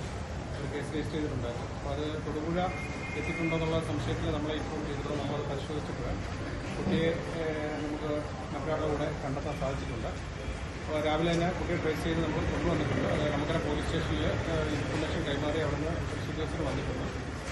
അപ്പോൾ ഈ കുട്ടി ഇവിടുത്തെ ഒരു യൂട്യൂബ് ഇതിനകത്ത് ഈ തൊടുപുഴയെ പറ്റിയൊക്കെ കണ്ട് വീട്ടിൽ നിന്ന് പോരുന്നതാണ്. സ്കൂളിൽ വിളിക്കുമ്പോഴാണ് ഇവൻ സ്കൂളിൽ നിന്ന് നേരത്തെ 10 മണിക്ക് മുമ്പ് തന്നെ പോയെന്നുള്ള വിവരമാണ്. അതിൻ്റെ അടിസ്ഥാനത്തിൽ ഞങ്ങൾ തിരിച്ചു വേഗം സ്കൂളിൽ വന്ന് സ്കൂളുമായിട്ട് ബന്ധപ്പെട്ട് ഇവൻ ഏത് ടീച്ചറാണ് മെയിൻറ്റെയിൻ ചെയ്തേക്കുന്നതെന്ന് ചോദിച്ച് മനസ്സിലാക്കി ആ ടീച്ചറിനെയും കൊണ്ട് ഞങ്ങൾ എളമക്കര സ്റ്റേഷനിൽ പോയി പരാതി കൊടുത്തു. ആ പരാതിയുടെ അടിസ്ഥാനത്തിലാണ് അന്വേഷണം നടത്തി. ഇന്നലെ CCTVകളുടെയും മറ്റുള്ള വിവരങ്ങളുടെ അടിസ്ഥാനത്തിൽ കുട്ടി ഈ മൂവാറ്റുപുഴ ഭാഗത്തേക്ക് വന്നിട്ടുണ്ടെന്നുള്ള വിവരം ഇന്നലെ കിട്ടിയിട്ട് രാത്രിയാണ് പോലീസുകാരോട് ഉൾപ്പെടെ ഞങ്ങൾ ഇവിടെ വന്ന് ഇവിടെ അന്വേഷണം നടത്തിയത്. അപ്പോൾ ഈ കുട്ടി കൈവശം വെച്ചിരുന്ന വേറൊരാളുണ്ട്. അയാൾ ഇന്ന് രാവിലെ കുറച്ച് ഒരു 6:30 മണിയോടുകൂടി എന്നെ വിളിച്ചിട്ട് പറഞ്ഞു, കുട്ടി എൻ്റെ അടുത്തുണ്ട്, ഞാൻ ഇങ്ങനെയുള്ള ഒരാളാണ്, പിന്നെ അതുകൊണ്ട് നിങ്ങളിവിടെ വന്നാൽ മതി എന്ന് പറഞ്ഞു. അപ്പോൾ ഞങ്ങൾ ഉടൻ തന്നെ എളമക്കര പോലീസ് സ്റ്റേഷനിൽ വിളിച്ച് വിവരം പറഞ്ഞു. അവർ തൊടുപുഴ സ്റ്റേഷനിൽ അറിയിച്ചിട്ട് ഇവിടുത്തെ സാറന്മാരും ഞങ്ങളും കൂടി പോയാണ് കുട്ടിയെ ബസ് സ്റ്റാൻഡിൽ നിന്ന് ഇയാളോട് കൂടി വാങ്ങിയത്. ഇന്ന് രാവിലെ കുട്ടി അവശനമല്ലായിരുന്നു. അല്ല, അങ്ങനെയൊന്നുമില്ല, ഒരു ക്ഷീണമുണ്ട്. ഇന്നലെ രാവിലെ വീട്ടിൽ നിന്ന് ഒരു ഇടിയപ്പം. വാർത്തയുടെ വിശദാംശങ്ങളുമായി നവമി ദിനേശ് ആണ് ചേരുന്നത്. നവമി, ഈ കുട്ടി തൊടുപുഴയ്ക്ക് പോകാനുണ്ടായ ഒരു പശ്ചാത്തലം എന്തായിരുന്നു എന്ന് പോലീസിന് വ്യക്തത വന്നിട്ടുണ്ടോ? ഒപ്പം കുട്ടിയുണ്ട് എന്ന് പറഞ്ഞ് പോലീസിനെ ബന്ധപ്പെട്ട ശശികുമാറിനെതിരെ ഏത് പശ്ചാത്തലത്തിലാണ് കേസെടുക്കുകയും ചെയ്തിട്ടുള്ളത്?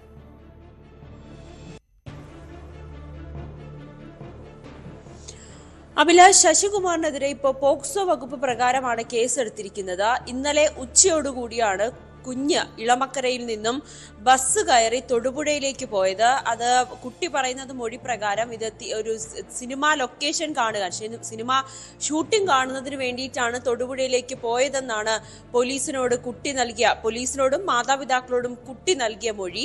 പിന്നീട് ഈ അവിടെ പോകുന്ന വഴി, തൊടുപുഴ ഭാഗത്തേക്ക് പോകുന്ന വഴിയാണ് ഒരു ലോട്ടറിക്കാരനോട് ഷൂട്ടിംഗ് നടക്കുന്ന സ്ഥലം ഏതാണെന്ന് ചോദിക്കുകയും അയാൾ ആദ്യം ഈ കുട്ടി ഇറങ്ങിയത് മറ്റൊരിടത്താണ്. അവിടെ നിന്നും ഈ ഷൂട്ടിംഗ് ലൊക്കേഷൻ എവിടെയാണെന്ന് ചോദിച്ചപ്പോഴാണ് ഈ തൊടുപുഴ ഭാഗത്തേക്കാണെന്ന് പറയുകയും ചെയ്തത്. അങ്ങനെ തൊടുപുഴയിലേക്ക് പോകുന്നതിനിടയിലാണ് ഒരു കൈനോട്ടക്കാരൻ ഈ കുട്ടിയെ കാണുകയും പിന്നീട് ഇയാൾ ഈ കുട്ടിയെ കൂട്ടി വീട്ടിലേക്ക് പോവുകയും ചെയ്തു. ഈ കൈനോട്ടക്കാരനായിട്ടുള്ള ഇയാളിൽ നിന്നും, ശശികുമാറിൽ നിന്നും കുട്ടിക്ക് ചില ദേഹോപദ്രവം ഏറ്റു എന്നാണ് പറയപ്പെടുന്നത്. കുട്ടിയുടെ കവിളിൽ പിടിക്കുകയും ചുണ്ടിൽ കടിക്കുകയും ഒക്കെ ചെയ്തിരുന്നു ഇയാൾ. ഈ കുട്ടി ഇത് ആക്രമണം തടയുന്നതിന് വേണ്ടി കുട്ടി പ്രതിരോധിക്കുകയും ചെയ്തു. ഇനി തന്നെ ആക്രമിച്ചാൽ താനിത് പോലീസിനോടും ഒപ്പം എന്റെ വീട്ടിൽ പറയുമെന്നൊക്കെ പറഞ്ഞ് ഭീഷണിപ്പെടുത്തുകയും ചെയ്തു. ഇതിനെ തുടർന്നാണ് ഇന്ന് രാവിലെ 6:30യോടുകൂടി കുട്ടിക്കൊപ്പം ഉണ്ടായിരുന്ന ഇയാൾ ഈ ശശികുമാർ വീട്ടിലെ വിളിച്ച് വിവരം അറിയിച്ചത്. ഇങ്ങനെ വാർത്തകളിലൊക്കെ കണ്ട കുട്ടി തന്റെ ഒപ്പം ഉണ്ടെന്ന് പറയുകയും ചെയ്തു. പിന്നീട് കുട്ടിയുടെ മാതാപിതാക്കൾ പോലീസിനെ വിവരം അറിയിച്ചു. എളമക്കര പോലീസുമായാണ് പിന്നീട് തൊടുപുഴയിലെത്തി ഈ കുട്ടിയെ ഏറ്റെടുക്കുകയും ഇയാളെ കസ്റ്റഡിയിലെടുക്കുകയും ചെയ്തത്. വിശദമായ മൊഴിയെടുക്കലും ചോദ്യം ചെയ്യലുകളും ഒക്കെ ഉണ്ടായിരുന്നു. ആ മൊഴിയെടുപ്പിലാണ് കുട്ടി തനിക്കുണ്ടായ ഈ ദുരനുഭവം പോലീസിനോട് പറയുകയും ചെയ്തത്. ഉടനെ തന്നെ ഇയാളെ കസ്റ്റഡിയിലെടുത്ത് പിന്നീട് പോക്സോ വകുപ്പ് പ്രകാരം കേസെടുക്കുകയും ചെയ്തിട്ടുണ്ട്. കൈനോട്ടക്കാരനായി ആ നാട്ടിൽ കുറെ നാളുകളായി ഉണ്ടായിരുന്നൊരു വ്യക്തിയാണ്. ഇയാൾക്കെതിരെ മറ്റ് 2 കേസുകളുണ്ട്. അതിലൊരു സ്ത്രീയോട് അപമര്യാദയെ പെരുമാറിയെന്ന വകുപ്പ് പ്രകാരമുള്ള കേസും ഇയാൾക്കെതിരെ നിലനിൽക്കുന്നുണ്ട്. എന്തായാലും പ്രതിയെ എളമക്കര പോലീസ് സ്റ്റേഷനിലേക്ക് കൊണ്ടുവന്നിട്ടുണ്ട്. വിശദമായ ചോദ്യം ചെയ്യലുകൾ പുരോഗമിക്കുകയാണ്. 12 മണിയോടുകൂടി തന്നെ പ്രതിയെയും ഈ കുട്ടിയെയും എളമക്കര പോലീസ് സ്റ്റേഷനിലേക്ക് എത്തിച്ചിട്ടുണ്ട്. കുട്ടിയുടെ മൊഴി പോലീസ് വിശദമായി രേഖപ്പെടുത്തിയതിനു ശേഷമാണ് ഇപ്പോൾ പോക്സോ വകുപ്പ് പ്രകാരമുള്ള കേസ് എടുത്തിരിക്കുന്നത്. അതായത് നവമി, നിലവിൽ ഈ കുട്ടി തൊടുപുഴയ്ക്ക് പോയതിലോ മറ്റുമൊന്നും വേറെ ദുരൂഹതകൾ ഒന്നും കാണേണ്ടതില്ല. ഇത്തരം സിനിമാ ഷൂട്ടിംഗ് പോലെ അത് കാണുവാൻ, അല്ലെങ്കിൽ നേരത്തെ പോലീസിന്റെ ബൈറ്റൊക്കെ വരുമ്പോൾ അതിൽ പറയുന്നത് യൂട്യൂബിലും മറ്റുമൊക്കെ തൊടുപുഴയെക്കുറിച്ച് കാണുകയും പരിശോധിക്കുകയും ഒക്കെ ചെയ്തിരുന്നു എന്നുള്ളതാണ്. മറ്റേതെങ്കിലും തരത്തിൽ ദുരൂഹതയോ അല്ലെങ്കിൽ കുടുംബ പ്രശ്നങ്ങളോ അങ്ങനെയൊന്നും നമുക്ക് ഈ പ്രാഥമികമായി മനസ്സിലാക്കാൻ സാധിക്കുന്നില്ല.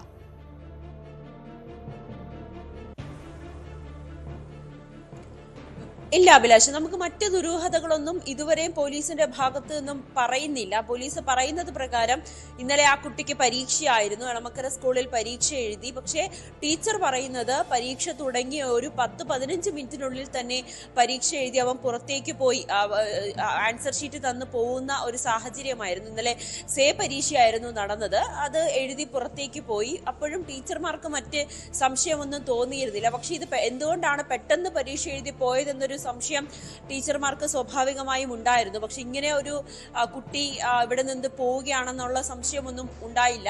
ഉച്ചയ്ക്ക് 2 മണിയായിട്ടും മകനെ വീട്ടിലേക്ക് എത്താത്തതിനെ തുടർന്ന് മാതാപിതാക്കൾ ടീച്ചേഴ്സിനെ വിളിച്ച് അന്വേഷിച്ചപ്പോഴാണ് കുട്ടി രാവിലെ പരീക്ഷ എഴുതി 10 മിനിറ്റിനുള്ളിൽ തന്നെ ഇവിടെ നിന്ന് വീട്ടിലേക്ക് പോയി എന്ന വിവരം ലഭിക്കുകയും ചെയ്തത്. പിന്നീട് നടത്തിയ CCTV അടക്കം വെച്ച് നടത്തിയ പരിശോധനയിലാണ് കുട്ടി മൂവാറ്റുപുഴ ഭാഗത്തേക്ക് ബസ് കയറിയതായി കണ്ടെത്തുകയും ചെയ്തത്. പിന്നീട് ഇന്ന് രാവിലെ കുട്ടിയുടെ ഈ പ്രതിയായ വ്യക്തി വീട്ടുകാരെ വിളിച്ച് വിവരം അറിയിക്കുകയുമായിരുന്നു. കുട്ടി പോലീസിനും മാതാപിതാക്കൾക്കും നൽകിയ മൊഴി പ്രകാരം ഇങ്ങനെ സിനിമാ ലൊക്കേഷൻ കാണുന്നതിന് വേണ്ടി പോയി എന്നാണ് ആവർത്തിച്ച് പറയുന്നത്. പക്ഷെ കുട്ടിക്ക് കൗൺസിലിംഗ് അടക്കം നൽകേണ്ട ഒരു സാഹചര്യം ഉണ്ടെന്നാണ് പോലീസ് വ്യക്തമാക്കുന്നത്. കാരണം ഇന്നലെ രാത്രി ഉടനീളം കുട്ടി ആഹാരമൊന്നും കഴിച്ചിരുന്നില്ല. വീട്ടിൽ നിന്നും രാവിലെ പ്രഭാത ഭക്ഷണം കഴിച്ചു പോയതാണ്. പിന്നീട് ആഹാരമൊന്നും കഴിക്കാതെയാണ് ഈ കൈനോട്ടക്കാരന്റെ കയ്യിൽ ഈ കുട്ടി പെടുകയും ചെയ്തത്. അപ്പോഴും ആഹാരമൊന്നും കിട്ടിയിട്ടില്ല. പിന്നീട് മാനസികമായി അദ്ദേഹത്തിൽ നിന്നും നേരിട്ട് ഒരു അതിക്രമത്തിലൊക്കെ വലിയ രീതിയിൽ കുട്ടിക്ക് മാനസികമായിട്ടുള്ള സമ്മർദ്ദം ഉണ്ടായിട്ടുണ്ട്. അങ്ങനെ ഒരു കൗൺസിലിംഗ് അടക്കം നടത്തുവാനാണ് പോലീസുകാരും നിർദ്ദേശം നൽകിയിരിക്കുന്നത്. എന്തായാലും വിശദമായിട്ടുള്ള കുട്ടിയുടെ മൊഴി രേഖപ്പെടുത്തിയതിനു ശേഷമാണ് പോക്സോ വകുപ്പ് പ്രകാരം ഇയാൾക്കെതിരെ കേസെടുത്തിരിക്കുന്നത്. വാർത്തയുടെ വിശദാംശങ്ങൾ നൽകിയത് നവമി ദിനേശ്. ഇനി നെയ്യാറ്റിങ്കര വെള്ളറടി യുവാവിനെ സംഘം ചേർന്ന് മർദ്ദിച്ചതായി പരാതി. പഞ്ചായത്തിലെ കരാർ അഴിമതികൾ ശ്രദ്ധയിൽപ്പെടുത്തിയതിനെ തുടർന്ന് വിവരാവകാശം നൽകുന്നതിലുള്ള പ്രകോപനം ആണ് മർദ്ദനത്തിന് കാരണം എന്നാണ് ആരോപണം. മണത്തോട്ടം സ്വദേശി വിനോദിനെയാണ് 4-അംഗ സംഘം മർദ്ദിച്ചത്.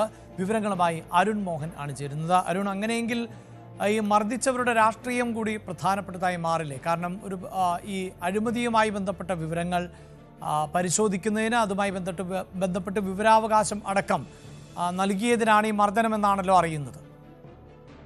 അഭിലാഷ്, അങ്ങനെ തന്നെയാണ് നമുക്ക് മനസ്സിലാക്കാൻ കഴിയുന്നത്. കഴിഞ്ഞ ദിവസമായിരുന്നു ഈ ഒരു സംഭവം നടന്നത്. ഈ പറയുന്ന മണത്തോട്ട സ്വദേശിയായ വിനോദ്, വെള്ളറ സ്വദേശിയായ വിനോദ്, ഇയാൾ ഒരു സാമൂഹ്യ പ്രവർത്തകനും മനുഷ്യാവകാശ പ്രവർത്തകനൊക്കെയാണ്. ഈ പഞ്ചായത്തിലെ ചില കരാർ അഴിമതികളിൽ ക്രമക്കേടുണ്ടെന്ന് ശ്രദ്ധയിൽപ്പെട്ടതിനെ തുടർന്ന് ഇദ്ദേഹം ഈ പറയുന്ന വകുപ്പ് തലങ്ങളിൽ വിവരാവശ്യങ്ങൾ നൽകിയിരുന്നു. ഇതേ ചൊല്ലിയുള്ള മറുപടികളും തുടർന്നുള്ള നടപടികളുമായി മുന്നോട്ട് പോകുന്നതിനിടയിലായിരുന്നു ഈ കരാറുമായി ബന്ധപ്പെട്ട ഒരു സംഘം ആൾക്കാർ ഇദ്ദേഹത്തെ മർദ്ദിച്ചതായി ആരോപിക്കുന്നത്. ഇയാൾ അവിടെ വെച്ചായിരുന്നു സംഘം ചേർന്നത് മർദ്ദിക്കുന്നത്. ആ ദൃശ്യങ്ങൾ ഉൾപ്പെടെ നൽകി പോലീസിൽ ഇദ്ദേഹം പരാതി നൽകിയിട്ടുണ്ട്. മർദ്ദനമേറ്റ ഇയാൾ ഇപ്പോൾ ആശുപത്രിയിൽ ചികിത്സയിലാണ്. നേരത്തെ സൂചിപ്പിച്ചതുപോലെ കരാറുകാർക്ക് സ്വാഭാവികമായി അരുൺ, ഇത് ഏത് ഭരിക്കുന്നത് ആരാണ് ഈ പഞ്ചായത്ത്? ഇപ്പോൾ ഭരണം നടത്തുന്നത് കോൺഗ്രസിന്റെ ഭരണമാണ്. കോൺഗ്രസ് ഭരിക്കുന്ന പഞ്ചായത്താണ് ഈ വെള്ളറട ഗ്രാമപഞ്ചായത്ത് എന്ന് പറയുന്നത്. ഈ മർദ്ദിച്ച ആളുകളുടെ പേരോ അല്ലെങ്കിൽ അവരുടെ രാഷ്ട്രീയ പശ്ചാത്തലമോ ഒക്കെ വ്യക്തമാണോ? അവരുടെ രാഷ്ട്രീയ പശ്ചാത്തലം നമുക്കിനി മനസ്സിലാക്കാനുണ്ട്. ഈ പറയുന്ന ഇയാൾ പരാതി നൽകിയിരിക്കുന്നത് വേങ്കോട് സ്വദേശികളായ അജേഷ്, ക്ലമന്റ്, ഷൈജു തുടങ്ങിയ 4 പേർക്കെതിരെയാണ് ഇദ്ദേഹം വെള്ളറട പോലീസിൽ പരാതി നൽകിയിരിക്കുന്നത്. ഈ കരാറുകാരുടെ മക്കളും ഒപ്പം കരാറുകാരുടെ അടുത്ത തൊഴിലാളികളും ഒക്കെയാണ് ഈ എത്തി മർദ്ദിച്ചതെന്നാണ് ഇയാൾ പോലീസിൽ നൽകിയ പരാതിയിൽ പറയുന്നത്. എന്തായാലും പോലീസ് ഈ സംഭവത്തെ എടുത്തിട്ടുണ്ട്, അന്വേഷണം ആരംഭിച്ചതായിട്ടും പോലീസ് പറയുന്നുണ്ട്. അഭിലാഷ്, വാർത്തയുടെ വിശദാംശങ്ങൾ നൽകിയത് അരുൺ മോഹൻ നെയ്യാറ്റിൻകരയിൽ നിന്ന്. ഇടവേള. മംഗളൂരുവിലെ പിക്കപ്പ് ഡ്രൈവറുടെ കൊലപാതകത്തിൽ 15 പേരെ പ്രതി ചേർത്ത് പോലീസ് കേസെടുത്തു. സംഘർഷം വ്യാപിക്കാതിരിക്കാൻ അതീവ ജാഗ്രതയിലാണ് പോലീസ്. ദക്ഷിണ കന്നഡ ജില്ലയിലെ 5 താലൂക്കുകളിൽ ഒരാഴ്ചത്തേക്ക് നിരോധനാജ്ഞ പ്രഖ്യാപിച്ചിട്ടുണ്ട്. നാട്ടിൽ സമാധാനം തകർത്ത് വർഗീയ സംഘർഷം ലക്ഷ്യമിട്ടാണ് കൊലപാതകം എന്നാണ് നിഗമനം. കെ വി ബൈജു ആണ് വാർത്തയുടെ വിശദാംശങ്ങളുമായി ചേരുന്നത്. ബൈജു, എന്താണ് കൂടുതൽ വിവരങ്ങൾ? അഭിലാഷ്, ഈ മംഗളൂരുവിൽ ഒരു ഇടവേളയ്ക്ക് ശേഷമാണ് വീണ്ടും ആശങ്ക ഉണ്ടാക്കുന്നത്. അതായത് പകരത്തിന് പകരം എന്ന നിലയിലാണ് ഈ കൊലപാതകം നടക്കുന്നതെന്നത് തന്നെയാണ് ഏറ്റവും ആശങ്കയുണ്ടാക്കുന്നത്. ഇന്നലെ വൈകിട്ടാണ് പിക്കപ്പ് വാൻ ഡ്രൈവറായ റഹീമിനെ ഒരു സംഘം വെട്ടിക്കൊലപ്പെടുന്നത്, അതിക്രൂരമായി വെട്ടിക്കൊലപ്പെടുന്നത്. വാളും അതുപോലെ തന്നെ മറ്റ് ആയുധങ്ങളും ഒക്കെ ഉപയോഗിച്ചായിരുന്നു. ഈ ആളുകളൊക്കെ നോക്കി നിൽക്കുകയായിരുന്നു ഈ കൊലപാതകം നടത്തിയത്. ഇതിൽ 15 പേരാണ് ഇപ്പോൾ പ്രതികളായി പോലീസ് കണ്ടെത്തിയിട്ടുള്ളത്. ഇതുവരെ ആരെയും അറസ്റ്റ് ചെയ്തിട്ടില്ല. ഇവർക്കായി തിരച്ചിൽ ഊർജിതമാക്കിയിട്ടുണ്ടെന്നാണ് പോലീസ് പറയുന്നത്. എന്തായാലും മെയ് 1 സുഹാസ് ചെട്ടിയെ അതിക്രൂരമായി പട്ടാപ്പകൽ തന്നെ നാട്ടുകാരൊക്കെ മുന്നിലിട്ട് വെട്ടിക്കൊലപ്പെടുന്ന ഒരു സംഭവം ഉണ്ടായത്. അതിന് തൊട്ട് മുൻപ് വയനാട് പുൽപ്പള്ളി സ്വദേശി അഷ്റഫിനെ ആൾക്കൂട്ടം മർദ്ദിച്ച് കൊലപ്പെടുന്ന സാഹചര്യമുണ്ടായത്. ഇത്തരത്തിൽ തുടരെ കൊലപാതകങ്ങൾ ഉണ്ടാവുന്നത് മംഗളൂരുവിനെ വലിയ തോതിൽ ആശങ്കയ്ക്ക് ഇടയാക്കിയിട്ടുണ്ട്. പ്രത്യേകിച്ച് കേരളത്തിൽ നിന്നുള്ള മലയാളികൾ ഉൾപ്പെടെയുള്ളവർ ആശ്രയിക്കുന്ന ഒരു സ്ഥലം കൂടിയാണ് മംഗളൂരു. ആശുപത്രിക്കായാലും അതുപോലെ തന്നെ വിദ്യാഭ്യാസ സ്ഥാപനങ്ങളിലേക്കായാലും നിരന്തരം ബന്ധപ്പെടുന്ന ഒരു പ്രദേശമാണ്. അതുകൊണ്ട് തന്നെ മലയാളികൾ ഉൾപ്പെടെ ആശങ്കയിൽ ഉണ്ട്. ഏതായാലും ഇത് വർഗീയ തരത്തിലുള്ള ഒരു സംഘർഷം ഉണ്ടാക്കുക എന്ന ലക്ഷ്യത്തോടു കൂടിയാണ് ഈ കൊലപാതകം നടത്തിയെന്ന ഒരു നിഗമനത്തിലാണ് പോലീസ് ഉള്ളത്. എന്നാൽ പ്രതികളെ പിടികൂടാനുണ്ട്, ഈ പ്രതികളെ കൂടുതൽ ചോദ്യം ചെയ്യാനുണ്ട്. CCTV ദൃശ്യങ്ങൾ, ഈ പ്രദേശത്തെ CCTV ദൃശ്യങ്ങൾ പോലീസ് ശേഖരിച്ചിട്ടുണ്ട്. ഇത് പരിശോധിച്ചതിൽ നിന്നാണ് ഈ പ്രതികളെ തിരിച്ചറിഞ്ഞത്. ഇതിൽ ഒരാൾക്ക് ഗുരുതരമായി വെട്ടേറ്റ് ഗുരുതരമായ പരിക്കോടെ ആശുപത്രിയിൽ ചികിത്സയിലുണ്ട്. ഇയാളുടെ അപകടനില തരണം ചെയ്തിട്ടില്ല. അത്തരത്തിൽ മംഗളൂരുവിനെ സംബന്ധിച്ചിടത്തോളം വലിയ ആശങ്ക തന്നെയാണ്. പോലീസ് അതീവ ജാഗ്രതയിലാണ്. എല്ലാ സ്ഥലങ്ങളിലും പോലീസ് പരിശോധന കർശനമാക്കിയിട്ടുണ്ട്. കൂടാതെ കാസർഗോഡ് ജില്ല അതിർത്തിയിൽ കേരള പോലീസും പരിശോധന കർശനമാക്കിയിട്ടുണ്ട്. കേരളത്തിലേക്ക് വരുന്ന എല്ലാ വാഹനങ്ങളും പരിശോധിക്കുന്ന ഒരു രീതി ഏതായാലും ഉണ്ട്. രാത്രിയും പകലും ഈ പരിശോധന ഉണ്ടാകുന്നതാണ് പറയുന്നത്. മറ്റൊരു പ്രധാനപ്പെട്ട കാര്യം, ഈ മംഗളൂരുവിൽ ഒരു മുന്നറിയിപ്പ് ഇപ്പോൾ പോലീസിന്റെ ഭാഗത്തു നിന്ന് വന്നിട്ടുണ്ട്. അതായത് രാത്രി കാലങ്ങളിൽ ഈ തനിച്ച് യാത്ര ചെയ്യുന്നവർ അത് ഒഴിവാക്കണമെന്ന രീതിയിലുള്ള ഒരു മുന്നറിയിപ്പ് ഇപ്പോൾ പോലീസ് നൽകിയിട്ടുണ്ട്. അത് അങ്ങനെ ഉണ്ടെങ്കിൽ അത് പോലീസിന് സഹായം തേടാം. പോലീസ് ഇവരെ വീടുകളിലേക്ക് എത്തിക്കുമെന്നാണ് ഇപ്പോൾ അറിയിച്ചിട്ടുള്ളത്. പ്രത്യേകിച്ച് ഈ IT കമ്പനിയിലൊക്കെ ജോലി ചെയ്യുന്നവർ ഇത്തരത്തിൽ രാത്രി കാല സഞ്ചാരം നടത്താറുണ്ട്. പക്ഷെ അത്തരത്തിൽ യാത്ര ചെയ്യുന്ന ഒരു നിർദ്ദേശം അത് 5 താലൂക്കുകളിലാണ് ഇത്തരത്തിലൊരു നിർദ്ദേശം നൽകിയിട്ടുള്ളത്. ഈ 5 താലൂക്കിലും നിരോധനാജ്ഞ പ്രഖ്യാപിച്ചിട്ടുണ്ട്. അത് പ്രത്യേകിച്ച് സുള്യ, പുത്തൂർ, ബണ്ട്വാൾ തുടങ്ങിയ സ്ഥലങ്ങളിലാണ് ഇത്തരത്തിൽ നിരോധനാജ്ഞ പ്രഖ്യാപിച്ചിട്ടുള്ളത്. എന്തായാലും ഈ തുടർ ആക്രമണങ്ങൾ ഉണ്ടാകുമെന്ന് ഇന്റലിജൻസിന് ഒരു റിപ്പോർട്ടുണ്ട്. അതുകൊണ്ട് തന്നെ അതീവ പോലീസും ഈ സംഭവത്തെ കാണുന്നത്. ഏതായാലും റഹീമിന്റെ പോസ്റ്റ്മോർട്ടം നടപടികൾക്ക് ശേഷം ഇന്ന് വിലാപയാത്രയായി വലിയ ആളുകളുടെ പങ്കാളിത്തം ആ വിലാപയാത്രയിലൊക്കെ കാണാമായിരുന്നു. എന്തായാലും തുടർ ആക്രമണങ്ങൾ ഉണ്ടാവുമെന്ന ഇന്റലിജൻസ് റിപ്പോർട്ടിനെ തുടർന്ന് അതീവ ജാഗ്രതയിലാണ് മംഗളൂരുവും പരിസര പ്രദേശങ്ങളും എല്ലാം ഉള്ളത്. എന്തായാലും ഈ മലയാളികളെ സംബന്ധിച്ചിടത്തോളം അത് ഏറ്റവും ആശങ്കയുണ്ടാക്കുന്നത് ഈ മലയാളികളെ തന്നെയാണ്. പ്രത്യേകിച്ച് മംഗളൂരു നഗരത്തിൽ തന്നെയാണ്. നഗരത്തിന് തൊട്ട് സമീപത്താണ് ഈ സംഭവം ഉണ്ടായിരുന്നതും ഏറ്റവും ആശങ്ക ഉണ്ടാക്കുന്നു. നമുക്കറിയാം, ചെറിയ പ്രശ്നങ്ങൾ പോലും അത് വലിയ സംഘർഷത്തിലേക്കും പിന്നീട് കൊലപാതകങ്ങളിലേക്കും ഒക്കെ മംഗളൂരുവിലേക്ക് നേരത്തെയും എത്തിയ ഒരുപാട് വാർത്തകൾ ഇത്തരത്തിൽ ഉണ്ടായിരുന്നു. ഏതായാലും ഒരു ഇടവേളയ്ക്ക് ശേഷമാണ് ഇത്തരത്തിൽ തുടർച്ചയായ 3 കൊലപാതകങ്ങൾ ഉണ്ടാവുന്നത് എന്ന് തന്നെയാണ് ഏറെ ഞെട്ടിക്കുന്നത്. അതും തീർച്ചയായും അതിൽ ബൈജു നേരത്തെ സൂചിപ്പിച്ചതുപോലെ ഇത് മലയാളികൾ ഉൾപ്പെടെയുള്ളവർ പ്രത്യേകിച്ച് ആശ്രയിക്കുന്ന ഒരു ഇടം കൂടിയാണ്. കൂടുതലായ ആളുകൾ അവിടെ മലയാളികൾ ഉണ്ട് എന്നുള്ളതാണ്. ഒരു പക്ഷേ കേരളത്തിലല്ല എങ്കിൽ പോലും അതിർത്തി പ്രദേശമായതുകൊണ്ട് തന്നെ നേരത്തെ സൂചിപ്പിച്ചതുപോലെ വർഗീയ ലഹളകളോ അല്ലെങ്കിൽ അത്തരം സംഘർഷങ്ങൾക്കോ ഒക്കെയുള്ള സാധ്യത കൂടിയാണല്ലോ മുന്നിൽ കാണുന്നത്. ആ നിലയിലുള്ള ഒരു കടുത്ത ജാഗ്രത അതെങ്ങനെയാണ് ഇപ്പോൾ തുടരുന്നത് അവിടെ? തീർച്ചയായും അത് ഏറ്റവും പ്രധാനമായത് തന്നെയാണ്. ഈ വർഗീയ സംഘർഷം എന്ന രീതിയിലേക്കാണ് ഇതിപ്പോൾ കാര്യങ്ങൾ പോകുന്നത്. അത്തരത്തിൽ പകരത്തിന് പകരം എന്ന നിലയിലാണ് ഈ കൊലപാതകങ്ങൾ നടക്കുന്നതും. അതുകൊണ്ട് തന്നെ പോലീസ് കൃത്യമായ പെട്രോളിംഗ്, നൈറ്റ് പെട്രോളിംഗ് ഉൾപ്പെടെ നടത്തുന്നുണ്ട്. ഞാൻ നേരത്തെ സൂചിപ്പിച്ചതുപോലെ തനിച്ച് യാത്ര ചെയ്യുന്നവർക്ക് മുന്നറിയിപ്പ് നൽകുന്ന ഒരു ഘട്ടം കൂടി ഇപ്പോൾ മംഗളൂരുവിലുണ്ട് എന്നതാണ് അതിൽ ഏറ്റവും പ്രധാനം. അതും കൂടാതെ അതിർത്തിയിൽ കേരള പോലീസിന്റെ പരിശോധന കർശനമാക്കിയിട്ടുണ്ട്.